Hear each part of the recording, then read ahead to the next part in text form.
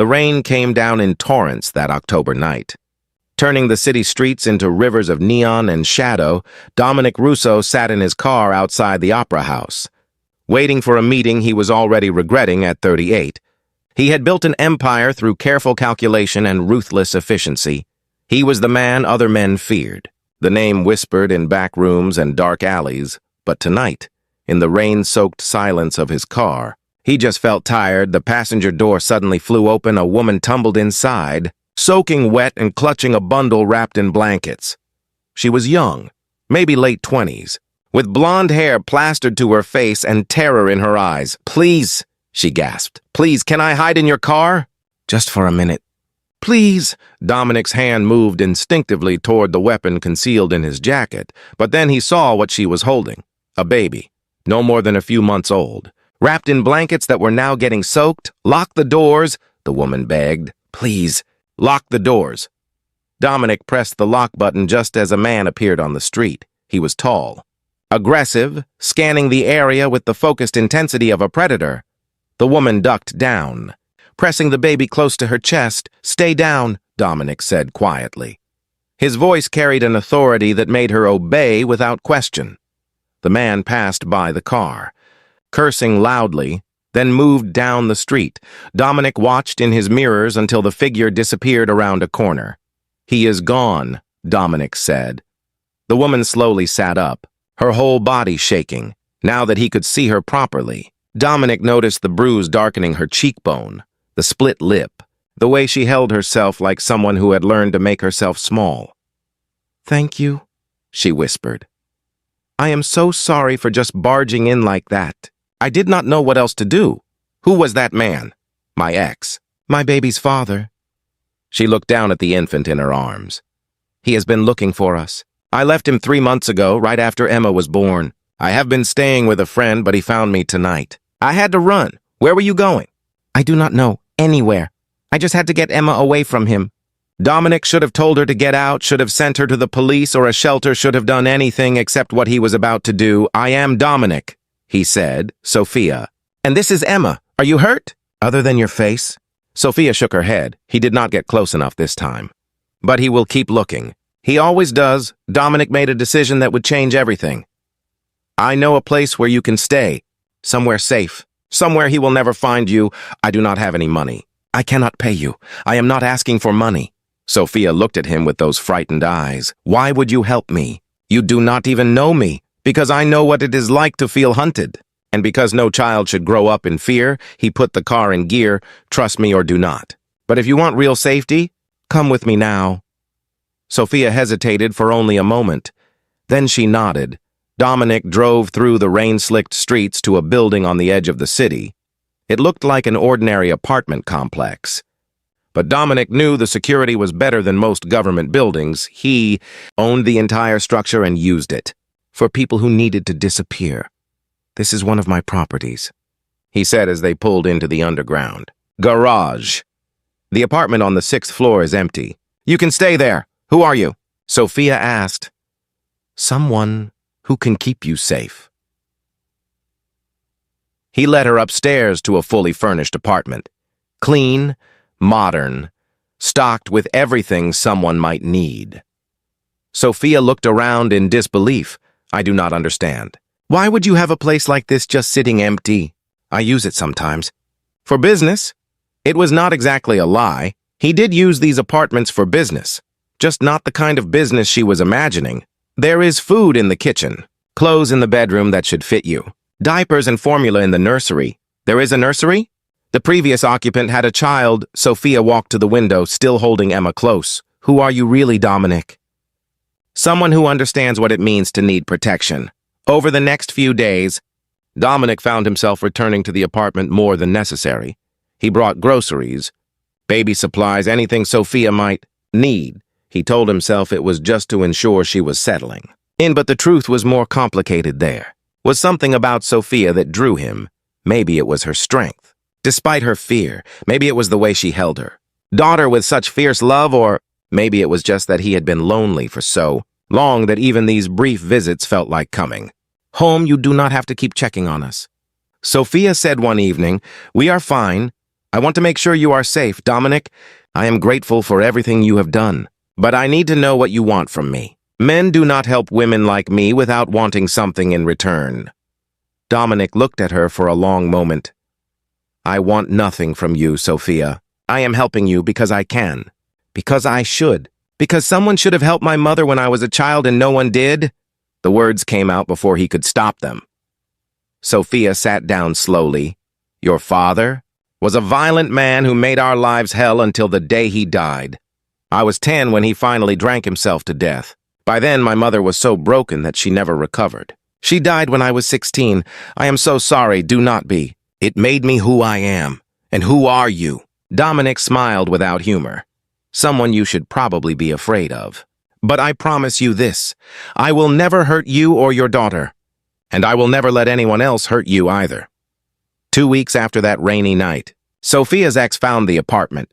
Dominic got the alert from his security team at 3 in the morning. He was there in 15 minutes.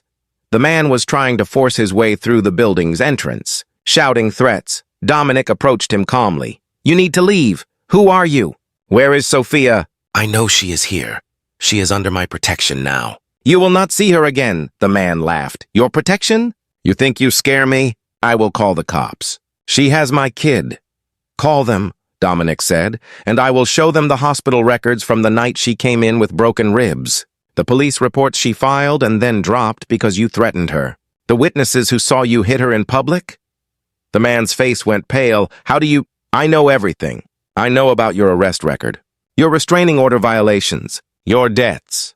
Your connections to people who would be very interested to know where you are. Dominic stepped closer.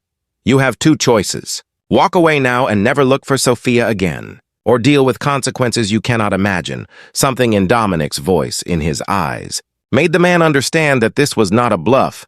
You do not know who you are messing with, the man tried. Actually, I do. You are a coward who hits women and terrorizes his own child. And I am someone who has ended men far more dangerous than you. The man backed away. This is not over. Yes, it is. If I ever see you near Sophia or Emma again, you will disappear, and no one will ever find you. Do you understand?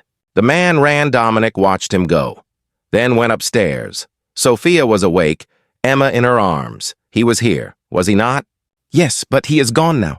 And he will not be back? How can you be so sure? Because I made him understand what would happen if he tried. Sophia studied him. You are not just a businessman, are you? No. Should I be afraid of you? Dominic looked at this woman who had crashed into his life on a rainy night, who had shown him something he thought he had forgotten. Hope. No, he said softly. You should never be afraid of me. Sophia set Emma in her crib and walked over to Dominic. Who are you really? My name is Dominic Russo. I run most of the organized operations in this city. People call me the Don. I am not a good man, Sophia.